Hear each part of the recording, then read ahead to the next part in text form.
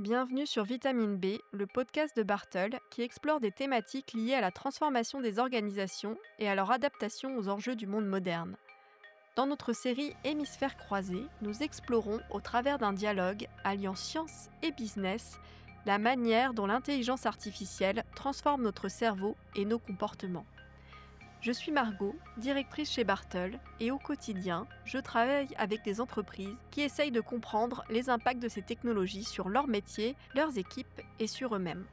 Pour ces premiers épisodes, je partage le micro avec Jean-Pierre. Il est neurophysiologiste et a passé sa carrière à étudier la manière dont notre cerveau fonctionne, ce qui nous pousse à agir et à décider. Nous sommes père et fille, deux regards, deux générations, deux approches. Ensemble, nous vous proposons de croiser nos points de vue sur des questions qui seront déterminantes pour demain. Netflix choisit nos séries, Spotify nos playlists, Waze notre chemin. Chaque jour, nos décisions sont orientées par des algorithmes, pratiques, rapides, efficaces, oui, mais à force de leur faire confiance, décidons-nous encore vraiment? Dans cet épisode, la question principale sera: quand la technologie anticipe chacun de nos gestes, que reste-t-il de notre libre arbitre? Donc prendre une décision, ça implique un certain nombre de processus cognitifs, dont on peut penser qu'elles impliquent très fortement une région du cerveau, j'en ai déjà parlé, cette région préfrontale, Mhm. on sait qu'elle est très sensible. Prendre une décision, ça implique 2 choses. D'abord inhiber, il va falloir inhiber, ça c'est les psychologues, certains psychologues ont beaucoup insisté sur l'inhibition d'un certain nombre de choses qui vont arriver et qui vont nous paraître le plus facile comme allant de soi, comme évident. Il faut savoir l'inhiber pour passer à un stade, ultérieur. Donc savoir inhiber tout ce qui pourrait être trop évident, trop simple, enfin pas forc voilà. Après ça demande des capacités de synthèse, c'est-à-dire on dispose d'un certain nombre de données, il y a un certain nombre de il va falloir le synthétiser de telle manière qu'on en a une vision, claire, et c'est à partir de cette synthèse qu'on va prendre une décision, hein. En sachant bien évidemment que toutes les décisions, on souffre de biais. Alors les principaux biais, on les connaît. L'un des principaux, c'est on a toujours tendance à se surestimer. On surestime sa pensée, on surestime donc, la décision qu'on va prendre et sa qualité. Donc il faut connaître ses biais humains et rester quand même humble face à ça. Par rapport à la machine maintenant, la machine a aussi de nombreux biais et de nombreuses difficultés. C'est pas parce que ça nous paraît qu'une sorte de boîte noire mathématique que ça nous met à l'abri, des biais, et que ça va faire pour nous tout le processus que j'ai indiqué avant. Notamment la machine, elle n'a pas d'émotion, elle ne va pas inhiber, c'est simplement, une un traitement statistique, des données, la machine est très dépendante donc des données, elle va les synthétiser d'une certaine façon qui n'est jamais neutre, et elle va les ressortir, en sachant que, heu heu, dans tous les exemples que tu as donnés de Netflix et tous les trucs, il y a toujours de recommandations des choix. Il va nous guider, vers ce que la machine pense qui va nous plaire le plus, c'est-à-dire quelque chose qui correspond à déjà ce qu'on a regardé, ce que les gens comme nous ont regardé, donc va renforcer cet esprit de communauté, heu, vers un produit fini qu'on va construire spécialement pour nous, parce qu'on sait que ça va parce que l'objectif quand même, c'est de vendre des marchandises, c'est de Bien vendre des sûr, services, c'est donc toujours l'argent.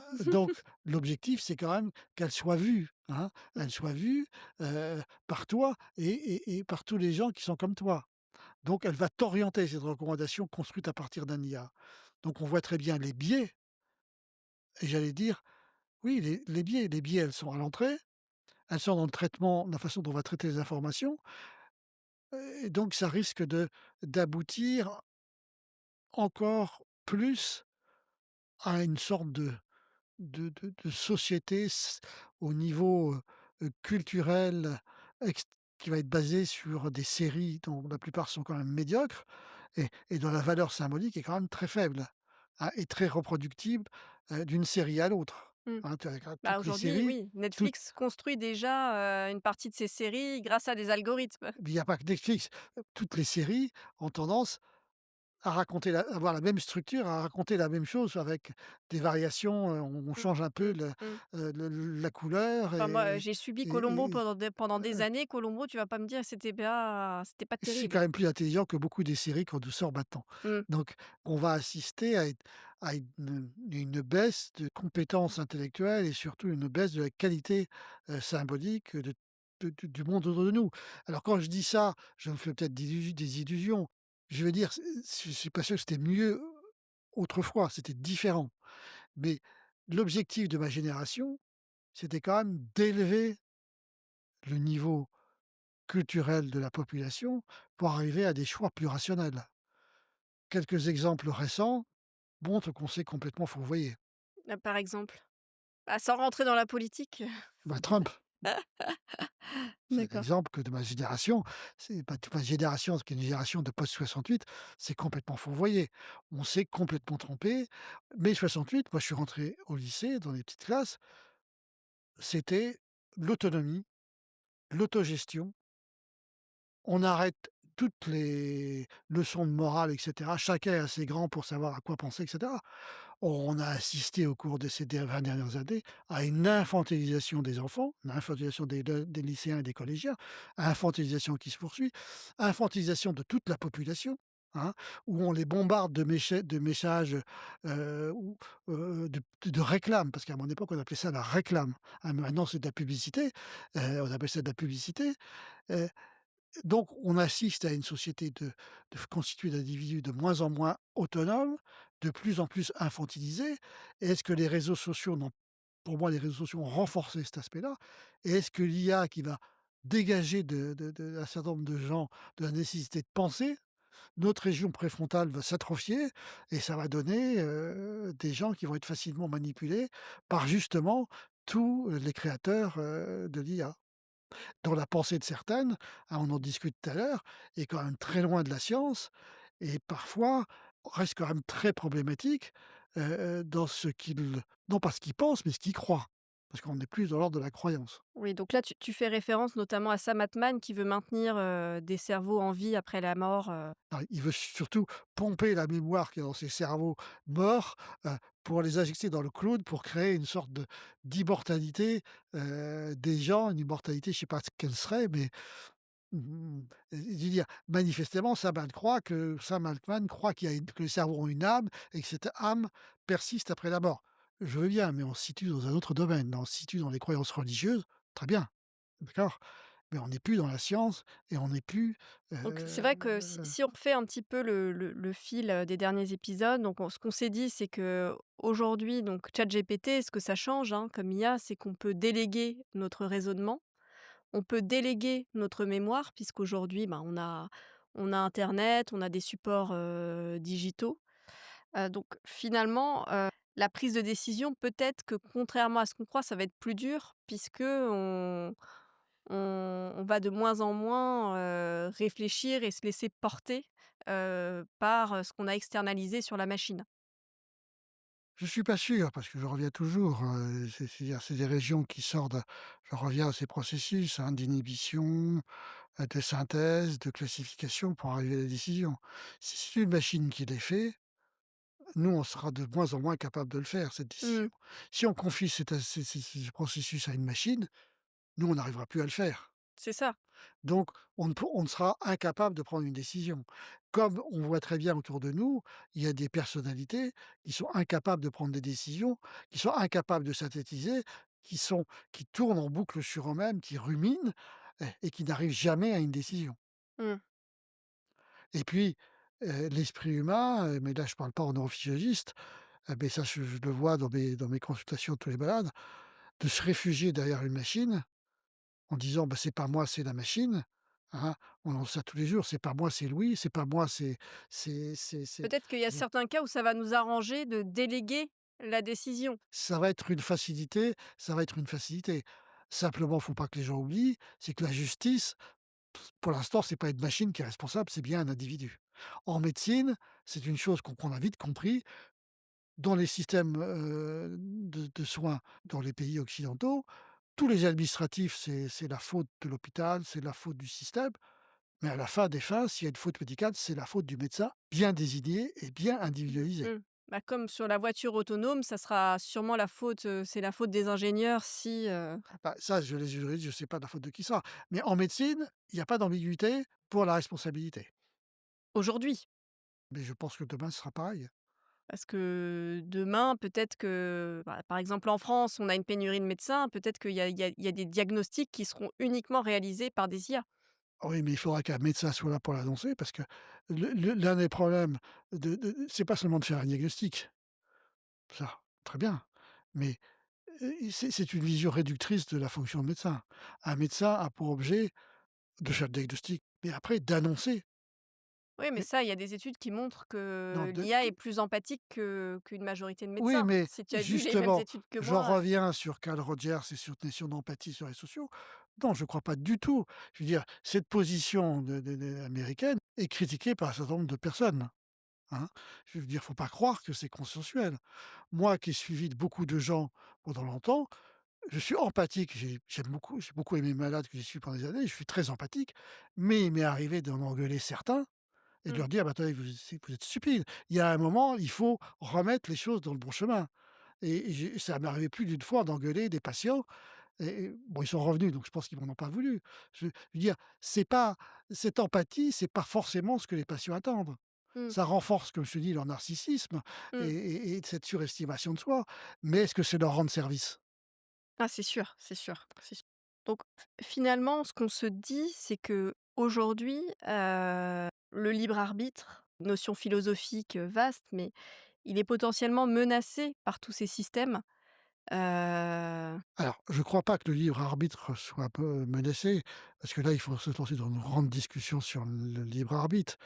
Je vous invite, pour tous ceux qui s'intéressent à ce problème, à lire Sartre, à relire, la leçon sur la leçon de Pierre Bourdieu. Le libre arbitre n'existe pas en lui-même. oui, L'homme oui. est un individu dans Mmh, une mmh, société. Je vous rappelle la notion d'homéostasie. Tout de nos cellules, nos neurones, notre cerveau, nous en tant qu'individus, s'adapte à l'environnement. Donc notre libre arbitre, c'est le choix le plus adapté pour notre survie dans l'environnement qui est le nôtre. C'est mmh, ça le libre arbitre, c'est parmi les choix qui sont dans l'environnement. On n'a pas de libre arbitre absolu, ça n'existe pas. mmh. Mais si je recentre en tout cas sur la prise de décision, elle est déjà considérablement, impactée par tous ces algorithmes. Elle est déjà dans notre quotidien, voilà, donc on peut penser que ça va être de Ah, je sais pas, après ça dépend je pense des individus. En venant ici, je me suis rendu compte que ça vous impactait beaucoup tous. Au niveau des médecins, je note qu'ils regardent, ils sont beaucoup plus en recul vis-à-vis de l'IA. C'est quelque chose qui n'a pas encore envahi la médecine. bah, alors là, je pense que tu te trompes. Moi, je sais que mon généraliste, il va vérifier des trucs sur l'équivalent Ouais, de ouais, peut-être les ChatGPT, généralistes, les jeunes, mais bon, ouais, voilà les jeunes, et en tout encore. cas, Et pour certains comme moi, ça n'a aucune influence pour la raison que je m'en sers jamais et je pense qu'il y aura un certain nombre d'individus comme moi qui ne s'en serviront jamais. Pour la bonne raison que je te rappelle que je m'en suis servi plusieurs fois, l'une avec ton aide et que j'ai été désespéré du résultat. Désespéré du oui, mais là, il résultat faudrait non, retester. non, mais désespéré du résultat parce que ça indique tout à fait ce que j'indiquais des biais de l'IA. Donc c'était faire un résumé d'un article scientifique. Je précise bien scientifique, hein, donc c'était quelque chose de normé, hein. Donc le résumé était parfait, parfaitement bien construit, ça rien à dire, hein, mieux que moi, ils avaient ça et j'ai regardé le truc, à la fin, il a fini par dire des choses que je n'avais pas dit. J'ai bien vu qu'il y avait un biais californien. J'ai bien vu que, comme c'était un article sur les stimulations électriques du cerveau, que ça me tirait, vers la vision Parce qu'il californienne a de fait des l'homme. recherches sur lui-même, hein, Heu, précisons, donc non, pas sur vrai, ça me enfin, que tu étais tirait cité dans le dans ces dans autres, ce vers un fort biais, californien homme augmenté. Comme ça parlait d'électricité, de stimulation électrique, heu, que je n'avais pas du tout dit il a et halluciné, ouais. donc mais j'ai bien vu où il a été le chercher. Donc méfiance, sur toujours, j'en reviens, c'est un outil extrêmement puissant et performant, mais c'est un outil, il faut en savoir les limites et savoir le critiquer. Mmh. Et aujourd'hui On peut penser que les IA peuvent être pertinentes sur, toute l'analyse de data. Elles vont être plus précises, hein. Si je reprends, l'exemple un peu classique d'analyse des radios, pour trouver une tumeur, aujourd'hui, ça va aider, la prise de décision, par exemple du médecin, comme, l'analyse de data, par exemple financière de l'entreprise peut aider un DG à prendre une décision. Ça peut être un appui à la décision quand même, assez pertinent. Ah oui, en médecine, il est clair que l'IA, pour le diagnostic et pour le traitement, ce vont être des instruments extrêmement puissants parce que ça repose, sur des données. Il faut espérer qu'il n'aille pas faire, une analyse des influenceuses américaines parce que là, ça risque une catastrophe. Mmh, mmh. Mais si il s'en tient, et donc il faut vérifier, aux articles scientifiques publiés, donc validés, bien évidemment, là, ça sera une puissante aide, au diagnostic médical et des exemples montrent, que ça a des résultats supérieurs à ceux des médecins. Mais je vous dis toujours, il faudra surveiller quelles données il va voir. S'il Mmh, va voir les données, de n'importe qui, ça va mal se terminer pour le patient. mmh. Et peut-être une dernière question un peu d'ouverture qui sort peut-être un petit peu du champ de la neurologie, mais on sait que l'intuition et les émotions ont un rôle assez important sur, la prise de décision. Heu, quelle place il faudrait essayer de laisser, à ça dans nos décisions? Bah, de toute façon, dans les décisions, les émotions vont toujours jouer un grand rôle. L'émotion, c'est quelque chose qui est profondément lié au processus intellectuel, hein. L'intuition aussi, parce que c'est quelque chose qui l'intuition, c'est pas ça repose sur une certaine connaissance qui est, marginale, qui paraît enfin pas qui est pas marginale, mais une sorte de connaissance un peu, masquée que l'on a en nous, qui va nous guider, Mmh, sans qu'on en ait vraiment conscience. C'est du coup, je dirais que l'intuition, c'est une connaissance inconsciente. mmh. Ce que n'a pas la machine. La machine n'a pas d'intuition. Donc aujourd'hui, il y a parfois, il va falloir, peut-être demain, il y aura une notion du risque peut-être plus assumée quand on va pas suivre, les recommandations de l'IA, quand on va, un petit peu s'appuyer sur nos intuitions ou sur l'émotion. Ce qui va être plus difficile pour les dirigeants ou pour les médecins, pour ceux qui prennent des décisions au quotidien, ça va être d'assumer cette part de risque qui n'est pas objectivée par, de la donnée. Oui, mais pour la médecine, il faut penser que le diagnostic et le traitement, comme maintenant ces les traitements sont de plus en plus discutés en communauté, il est probable que l'IA va jouer un très grand rôle. Parce que les médecins ont compris que ça a une puissance, mmh, qu'ils ne pourront jamais, surpasser. Après, les médecins vont être là peut-être pour, tu vois, par rapport à un traitement, relativiser par rapport à des données qui ne seront pas forcément, que l'on sent. Quand on est face à un patient, il y a des choses qu'on ne peut pas, qu'on va sentir en nous-mêmes, hein, vous parlez de l'empathie, mais c'est sentir la personne qu'on a en nous-mêmes, heu, pour savoir jusqu'où il est prêt à subir un certain nombre de choses, jusqu'où on peut aller, que l'IA elle ne sentira pas. Puisque l'image ou l'IA n'a pas d'émotion, ne sent rien et n'a Capter et l'implicite. rien voilà, n'a pas de sens. Donc ça permettra d'ajuster plus finement, les choses, que la brutalité que risque d'avoir, l'IA. Je pense qu'on a fait un bon tour de la question. Merci beaucoup. Merci à toi. Nous l'avons vu, garder son libre arbitre est un travail du quotidien, à la fois individuel mais aussi collectif. C'est un effort d'attention, de conscience, de vigilance, mais aussi un effort d'éducation et de culture numérique. Merci d'avoir écouté cet épisode d'Hémisphères croisés. Dans les prochains, nous aurons la chance d'échanger avec Gaëtan de Lavillon, docteur en sciences cognitives et CEO de Cogix.